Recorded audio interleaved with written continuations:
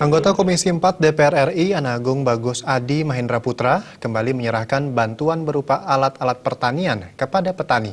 Sejumlah kelompok tani dan subak di Kabupaten Gianyar menerima bantuan tersebut berupa traktor.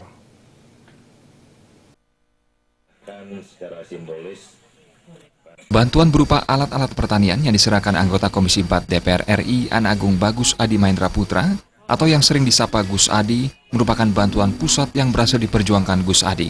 Kali ini sebanyak 60 kelompok tani di Kabupaten Gianyar menerima bantuan tersebut dengan nilai total hingga 1.420 juta rupiah. Bantuan tersebut berupa 25 traktor, 8 pompa air, 2 pengolahan pupuk organik, dan 1 tenda.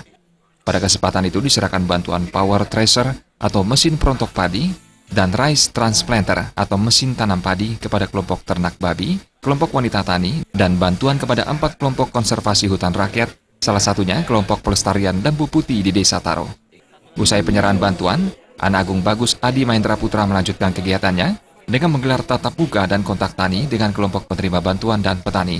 Menurut Gus Adi, pertanian di Gianyar memiliki potensi yang sangat luar biasa, seperti di daerah Taro dan Tegalalang, sehingga perlu dikembangkan secara maksimal. Daerah-daerah ini sangat potensial bagi pengembangan sistem pertanian organik secara luas.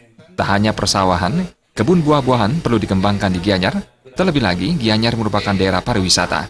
Saya melihat skema pertanian di Gianyar ini untuk buah itu memang secara umum meningkat. Tapi lebih secara spesifik saya melihat masih perlu ditingkatkan dan peluang meningkat itu sangat-sangat tinggi. Satu didukung oleh alamnya, yang kedua didukung oleh cuacanya, yang ketiga didukung oleh niat masyarakatnya mau melakukan itu.